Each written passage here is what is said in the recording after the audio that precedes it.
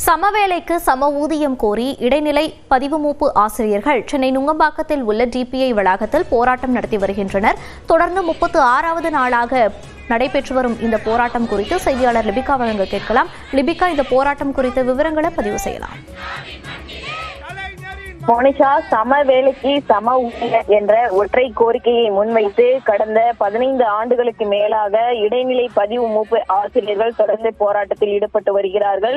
குறிப்பாக கடந்த ஒரு மாதமாக தொடர் போராட்டத்தை முன்னெடுத்திருக்கின்றார்கள். அந்த வகையில் இன்றைய தினம் 36வது நாளான இந்த போராட்டம் என்பது சென்னை நுங்கம்பாக்கத்தில் இருக்கக்கூடிய டிபிஐ அலுவலகம் முன்பு தற்போது தொடர்ந்து நடைபெற்று வருகின்றது. போராட்டத்தில் ஈடுபட்டு வரக்கூடிய ஆசிரியர்களை கைது செய்வதற்கு காவல்துறையினரும் வாகனத்தை தயார் நிலையில் வைத்திருக்கின்றார்கள்.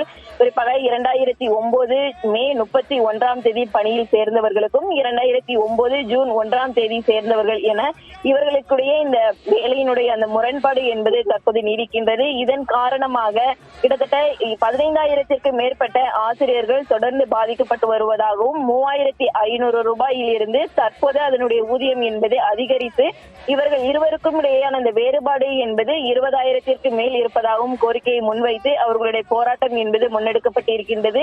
தொடர் போராட்டத்தை முன்னெடுத்திருக்கக்கூடிய நிலையில் 1000ற்கு மேற்பட்ட சமவேளைக்கு சம ஊதியம் கோரிக்கையை முன்வைத்து ஆசிரியர்கள் தற்போது போராட்டத்தில் ஈடுபட்டு வருகிறார்கள். மனிஷா, விவரங்களை பதிவு செய்தமைக்கு நன்றி லிபிகா. சமத்துவ கோஷமில்லை.